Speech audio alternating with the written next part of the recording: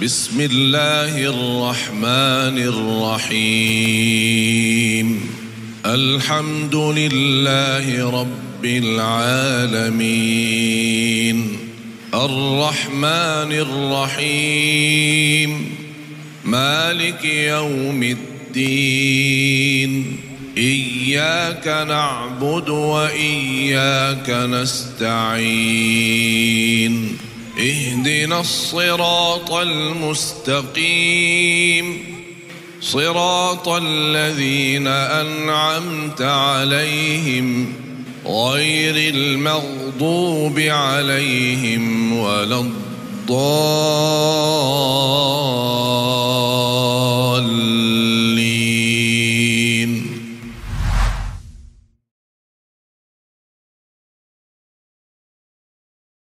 Bismillahirrahmanirrahim.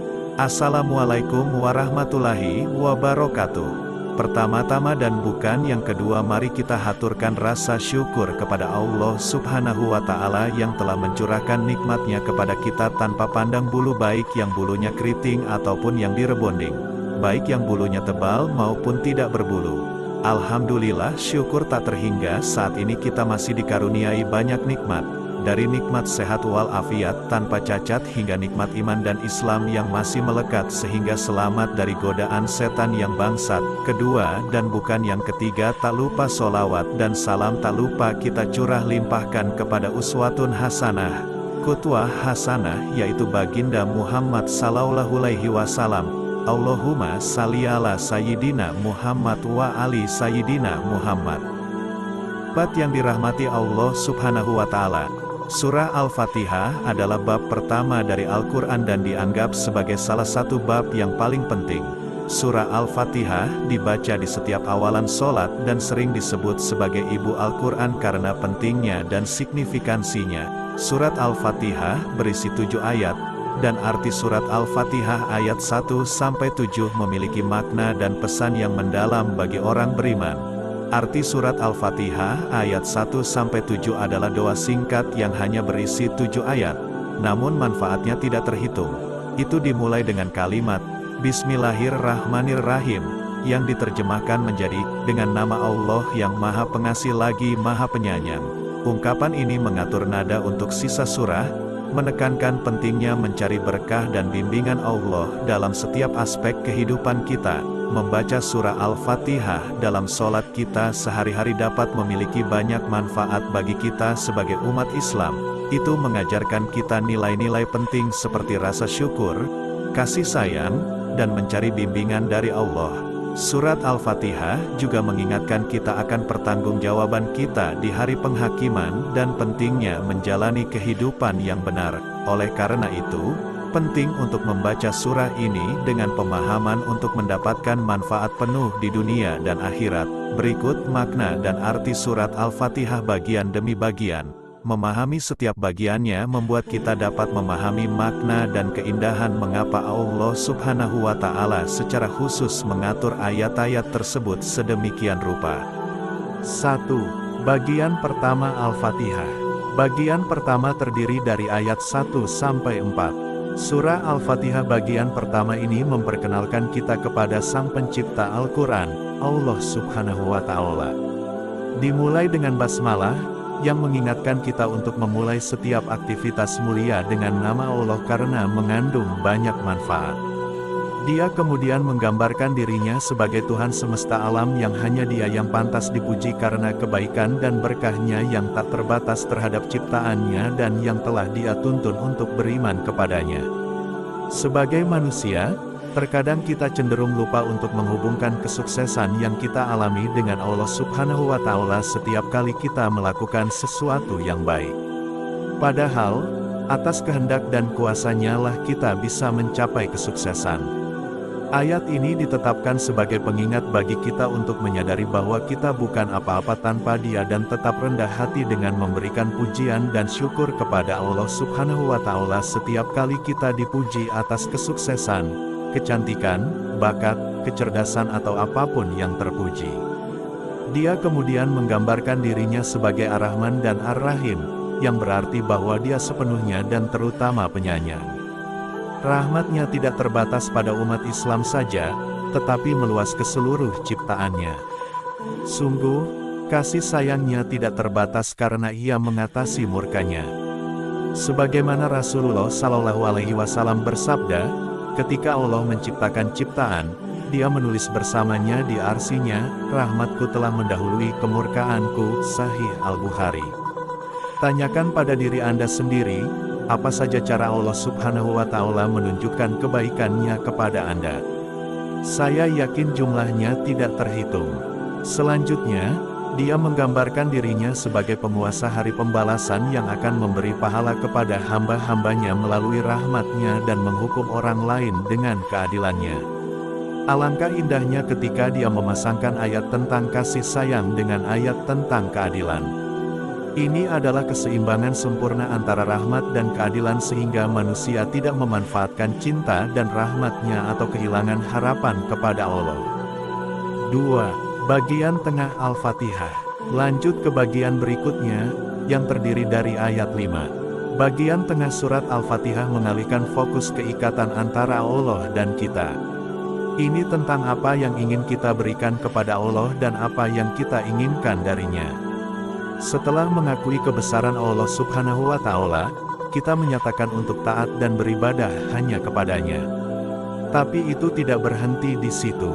Ayat ini juga mengajarkan kita tentang kerendahan hati dan bahwa kita harus mencari bantuan darinya dalam setiap hal yang kita lakukan. Penting untuk berdamai dengan diri sendiri dan menyadari bahwa kita lemah dan tidak mampu berhasil sendiri.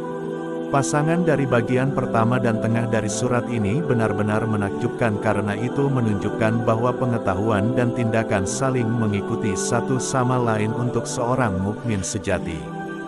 Tanpa mengetahui betapa agungnya Allah, seorang hamba mungkin tidak berharap dan dengan demikian menjadi takut untuk mencintai dan menaatinya. Demikian pula, tanpa ketundukan kepadanya, seorang hamba bisa jadi tidak setia dan tidak bersyukur atas semua nikmat yang diberikan kepadanya. 3. Bagian akhir Al-Fatihah. Terakhir, ke bagian terakhir surat Al-Fatihah, yang terdiri dari ayat 6-7. Bagian terakhir dari surat ini adalah agar kita, sebagai hamba Allah Subhanahu wa Ta'ala, meminta petunjuknya agar kita tetap berada di jalan yang lurus sampai kita bertemu dengannya. Ini adalah jalan Islam yang membawa kesuksesan di dunia dan akhirat, yang benar-benar orang sukses menapakinya. Menurut seorang tafsir Ibnu Katsir, Imam At-Tabari merujuknya pada jalan orang-orang yang berbudi luhur, seperti para nabi. Mereka telah memberikan teladan bagi kita untuk mengikuti bagaimana menjalani hidup sebagai orang percaya yang setia.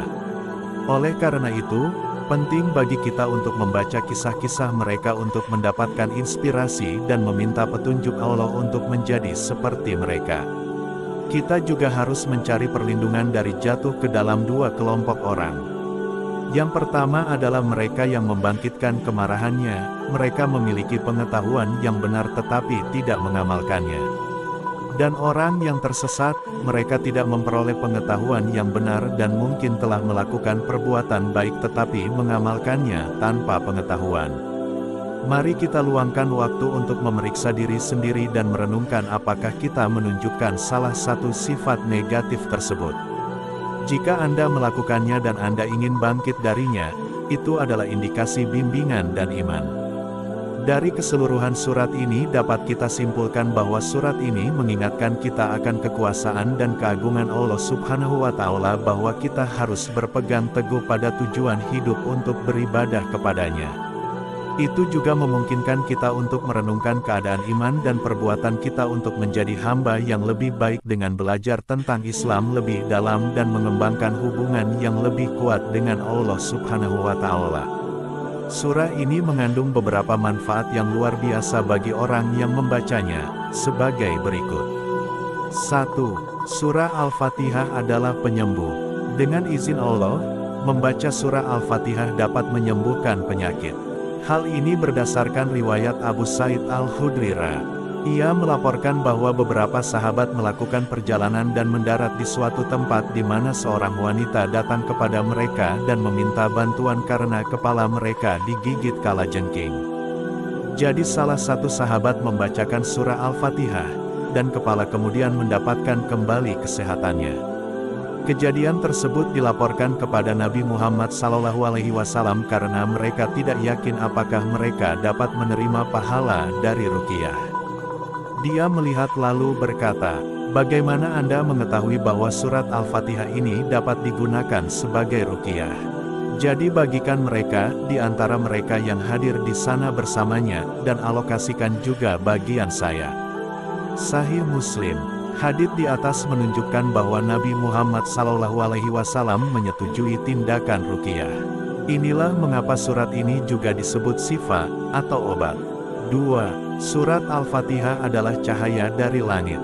Ibn Abbasra melaporkan bahwa setelah mendengar suara di atasnya, Jibril berkata kepada Nabi Muhammad SAW, "Ini adalah gerbang yang telah dibuka di surga hari ini. Itu tidak pernah dibuka sebelumnya." Kemudian seorang malaikat turun melaluinya. Dia berkata, "Ini adalah malaikat yang turun ke bumi. Dia tidak pernah turun sebelumnya. Dia mengirim salam dan berkata, bersukacitalah dengan 2 lampu yang diberikan kepadamu. Cahaya seperti itu tidak diberikan kepada nabi manapun sebelum Anda. Ini cahaya adalah Fatihatil Kitab, surah Al-Fatihah, dan ayat penutup dari surat Al-Baqarah. Anda tidak akan pernah membaca sepatah kata pun dari mereka tanpa diberi berkat yang dikandungnya." Sahih Muslim. Allah Subhanahu wa Ta'ala menanggapi setiap baris surat Al-Fatihah. Dalam sebuah hadits qudsi, salah seorang sahabat Nabi, Abu Hurairah radhiyallahu anhu, pernah mendengar Rasulullah SAW menyatakan bahwa Allah Subhanahu wa Ta'ala telah berfirman, "Saya telah membagi doa menjadi 2 bagian antara aku dan hambaku, dan hambaku akan menerima apa yang dia minta." Ketika hamba berkata, "Segala puji bagi Allah, Tuhan semesta alam," Allah yang maha tinggi berkata, "Hambaku telah memujiku." Dan ketika dia, hamba, berkata, "Yang maha pemurah lagi maha penyayang," Allah yang maha tinggi berkata, "Hambaku telah menyanjungku." Dan ketika dia, hamba, berkata, "Penguasa hari kiamat," dia berkomentar, "Hambaku telah memuliakan aku." Dan terkadang dia akan berkata, "Hambaku mempercayakan urusannya kepadaku." Dan ketika dia penyembah berkata, "Anda sendiri, kami menyembah, dan Anda sendirian, kami meminta bantuan." Dia, Allah, berkata, "Ini adalah antara aku dan hambaku, dan hambaku akan menerima apa yang dia minta." Kemudian, ketika dia pemuja, berkata, "Bimbing kami ke jalan yang lurus. Jalan orang-orang yang engkau beri nikmat, bukan orang-orang yang tidak kau sukai, atau orang-orang yang tersesat." Allah berfirman, "Ini untuk hambaku, dan hambaku akan menerima apa yang dia minta." Sahih Al-Muslim. Hadits ini menunjukkan bahwa hal itu mengangkat keadaan spiritual seseorang karena dia menyebutkan bahwa orang yang membacanya akan menerima apa yang dia minta, bimbingan ke jalan yang lurus. Merenungkan surat Al-Fatihah membantu kita memfokuskan kembali lensa kita pada tujuan hidup kita. Itu akan menumbuhkan hubungan yang lebih dekat dengannya dan meningkatkan iman kepadanya. Ketika kita menemukan diri kita dalam keadaan di mana kita merasa tersesat, tekan tombol jeda dan luangkan waktu untuk merenungkan surah Al-Fatihah. Dengan kehendaknya, itu akan membawa Anda kembali ke tujuan Anda tepat pada waktunya. Demikianlah video ini, semoga bermanfaat untuk kita semua.